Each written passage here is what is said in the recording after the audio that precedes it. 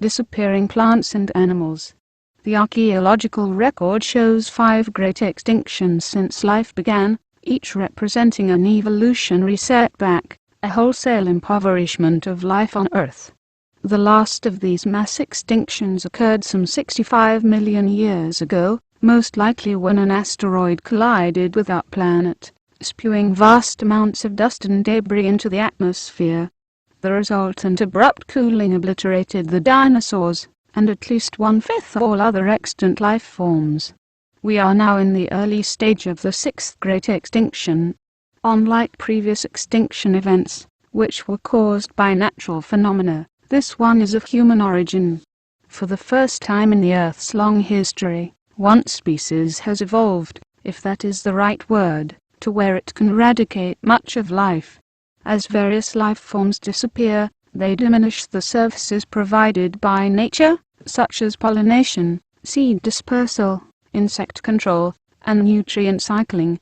This loss of species is weakening the web of life, and if it continues it could tear huge gaps in its fabric, leading to irreversible changes in the Earth's ecosystem.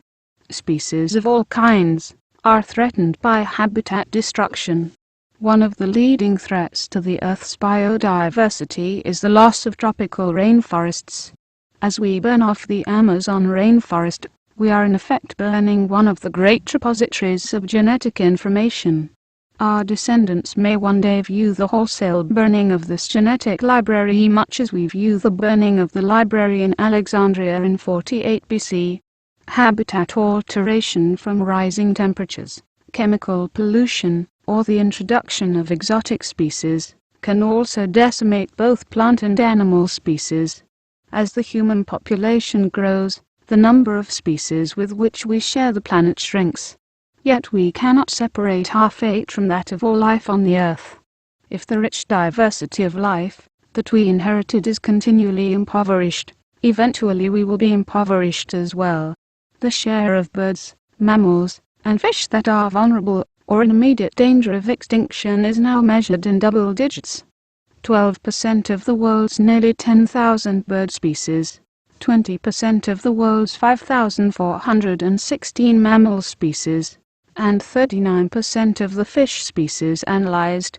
Among mammals, the 296 known species of primates other than humans are most at risk.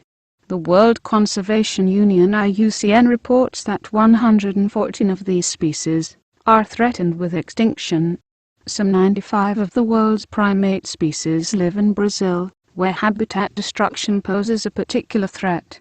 Hunting, too, is a threat, particularly in Western Central Africa, where the deteriorating food situation and newly constructed logging roads are combining to create a lively market for bushmeat. The bonobos of West Africa, great apes that are smaller than the chimpanzees of East Africa, may be our closest living relative both genetically and in social behavior.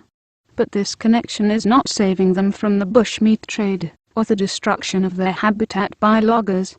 Concentrated in the dense forest of the Democratic Republic of the Congo, a failing state with a prolonged civil conflict, their numbers fell from an estimated 100,000 in 1980 to as few as 10,000 today.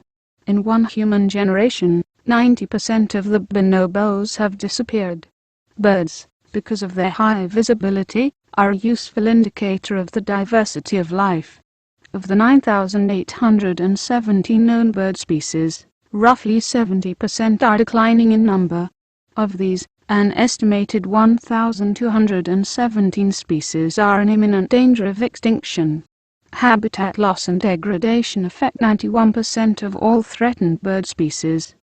For example, 61 bird species have become locally extinct with the extensive loss of lowland rainforest in Singapore. Some once abundant species may have already dwindled to the point of no return.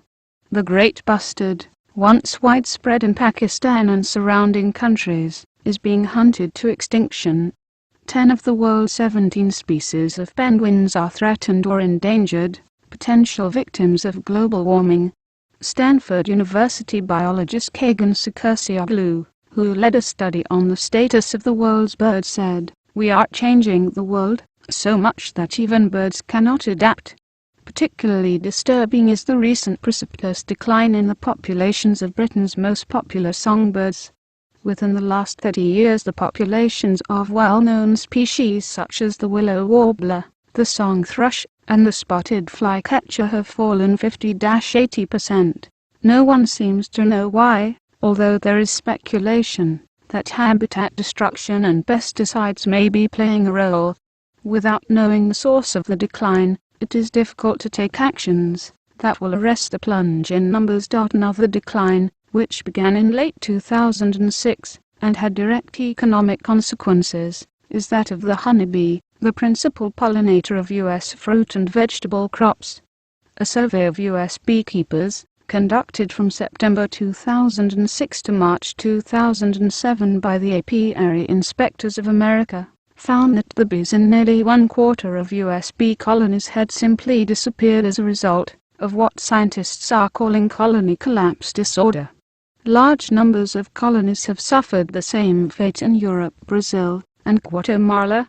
Scientists are baffled by what the French have labeled mad bee disease. Bees leaving their hives on pollination forays apparently become disoriented and never return.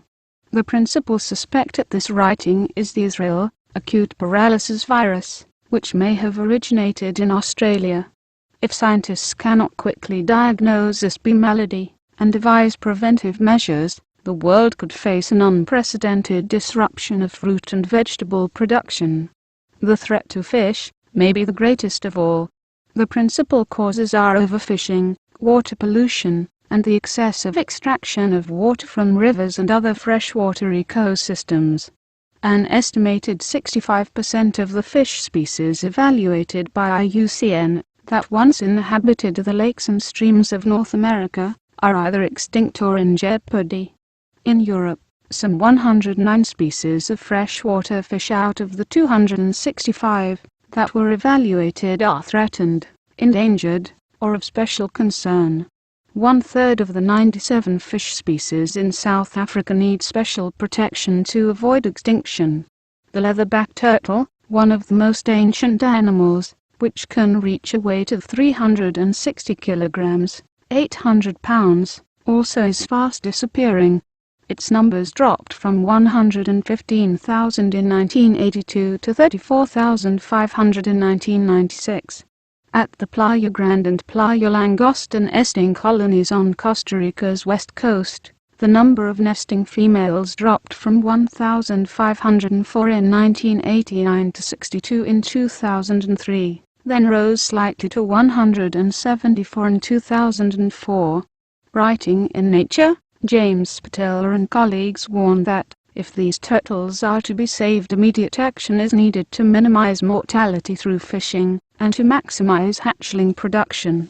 One of the fastest growing threats to the diversity of plant and animal life today is the extraordinary agricultural expansion now underway in Brazil as land is cleared to graze cattle, plant soybeans, and, more recently, produce sugarcane for ethanol. Farmers and ranchers are opening up vast areas in the Amazon basin, and in the Cerrado, a Europe-sized savanna-like region south of the Amazon basin.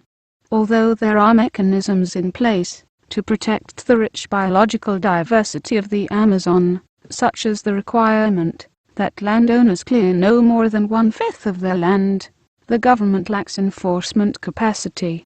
Like the Amazon, the Cerrado is biologically rich, home to many large mammals, including the maned wolf, giant armadillo, giant anteater, deer, and several large cats: jaguar, puma, ocelot, and jaguarundi. The Cerrado contains 607 species of birds, including the ray, a cousin of the ostrich, which grows up to 5 feet tall. An estimated 1,000 species of butterflies have been identified. Conservation International reports that the Cerrado also contains some 10,000 plant species, at least 4,400 of which are endemic, not found anywhere else. Another worldwide threat to species, and one that is commonly underestimated, is the introduction of non-native species, which can alter local habitats and communities. driving native species to extinction. For example, non-native species may be responsible for 29% of the threatened bird species on the IUCN Red List. For plants, alien species are implicated in 5% of all the listings. Efforts to save wildlife traditionally have centered on the creation of parks or wildlife reserves. Unfortunately, this approach may now be less effective, for if we cannot stabilize climate, there is not an ecosystem on Earth that we can save. Everything will change.